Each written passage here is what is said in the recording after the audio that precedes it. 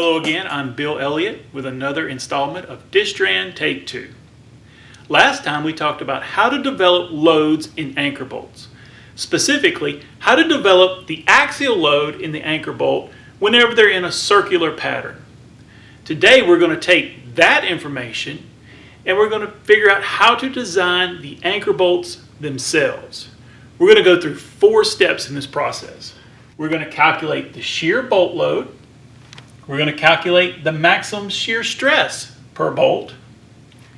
Using that information, we're going to calculate the maximum permitted tensile stress per bolt.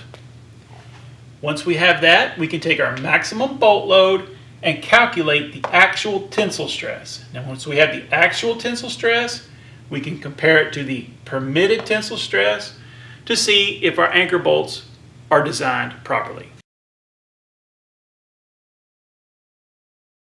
So the first step, we want to get the resultant shear. And we're going to do that by taking this familiar formula, square root of the transverse shear squared plus the longitudinal shear squared. Now in our previous problem, we had a moment of 2,400 foot kips in the transverse direction, a moment of 1,200 foot kips in the longitudinal direction. Let's just assume that those moments are created by shear loads of 24 kips and 12 kips. You put those numbers in there, and then your resultant shear is going to be 26.83 kips. So how are we going to find out the shear per bolt? That's the next step. We're looking for shear per bolt. We're going to take the VR and we're going to divide it by the number of bolts. Pretty simple. But we also have another component adding shear to the bolts, and that is the torsional moment. Now in the torsional moment for this problem, I just made up as 12 foot kips.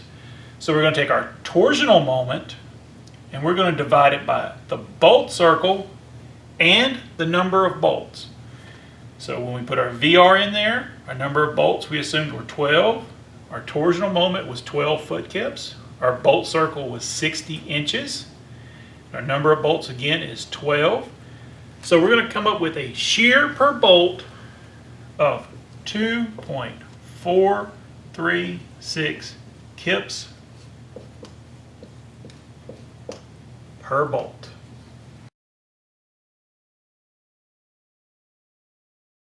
Now I just want to reiterate, we're assuming an 18J grade 75 rebar anchor bolt. And we're assuming that the structure is going to be placed on leveling nuts.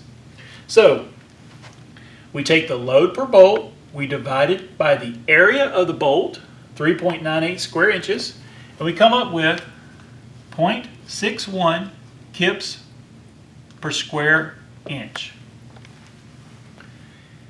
Now, how does that compare to our permitted shear stress? Well, the permitted shear stress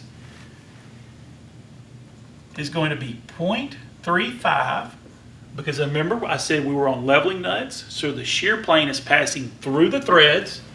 0.35 times the FU of the bolt.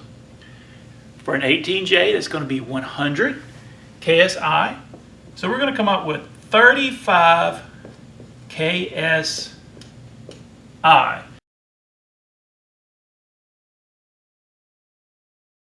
This formula uses these two numbers, that's why we had to calculate them first.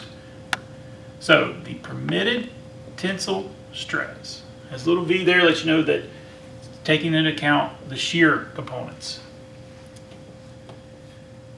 You take the permitted tensile stress, this number is 0.75 FU, and that is times 1 minus the actual shear stress divided by the permitted shear stress squared. In this case, you can see that our actual shear stress is a really small number compared to our permitted shear stress. They're divided, they're squared, subtract from 1. So we get FT sub V is equal to 74.99 KSI.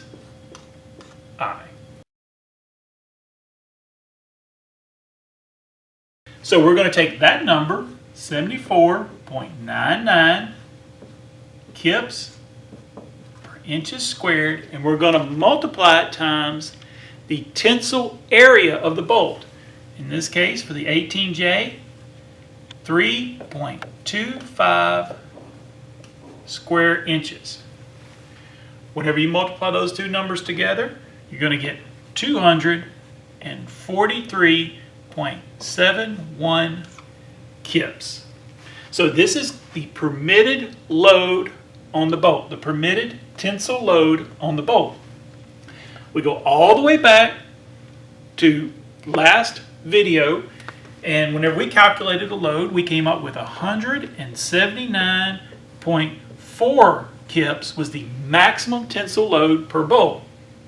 So since our permitted is greater than our actual, we can say that our assumption of 12 anchor bolts, 18J, grade 75 rebars was correct.